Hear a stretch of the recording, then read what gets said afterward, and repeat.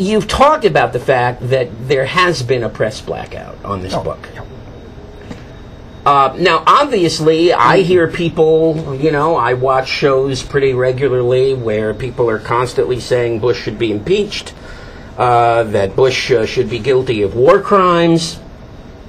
It would seem to me that the people that are doing those shows on television and radio should be having you on to talk about the book. And yet, you're telling me that's not happening. War crimes can't happen, okay? Right.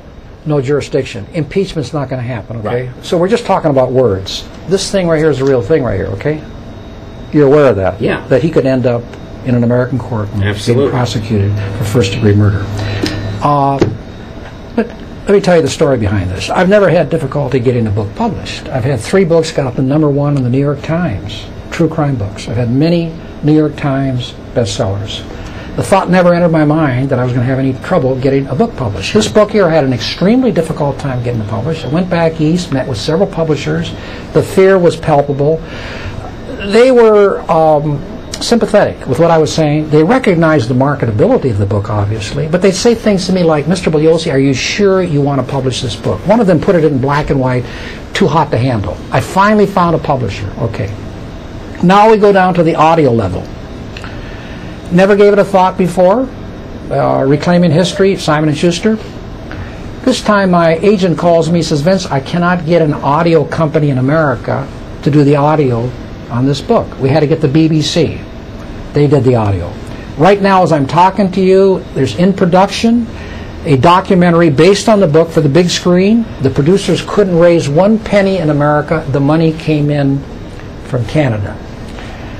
With every other book, if the pub date, let's say, was on a Wednesday, I'd say, when am I flying in to New York City? Tuesday evening, Monday. It was an automatic.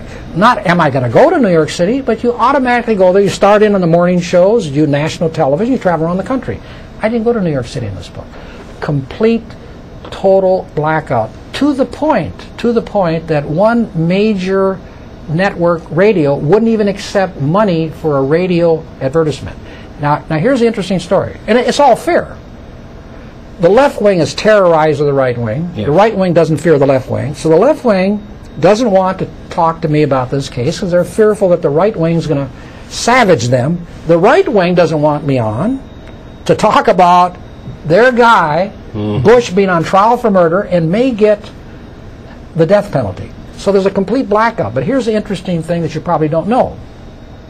The heart of the establishment, the pinnacle of the establishment, is stepping in. And that's the New York Times.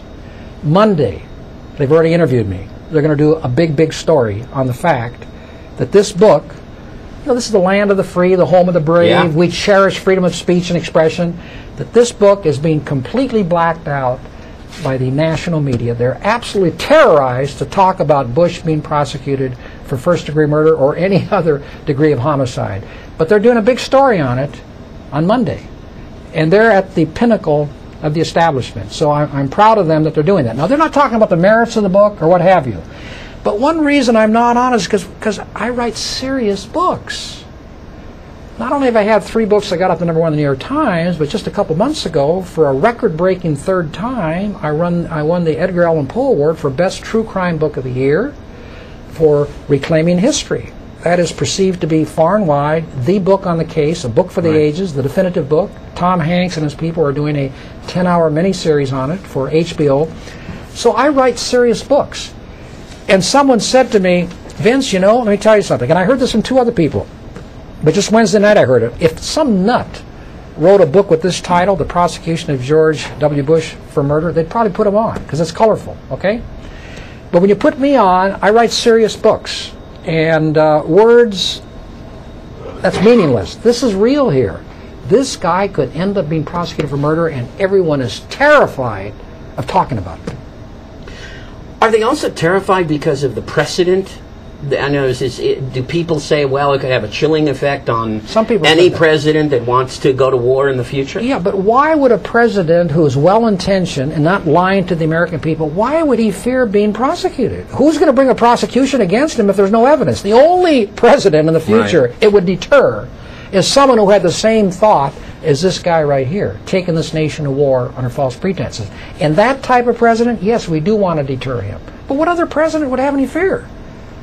If you're going to make that argument, then I guess we should repeal the impeachment clause of the U.S. Constitution. Because if you impeach someone, then everyone's going to be afraid to act in the future because they're going to be impeached. It's nonsense. The only people it's going to deter is some grotesque anomaly, an aberration like George Bush. And if that guy comes along, yeah, we do want to deter him.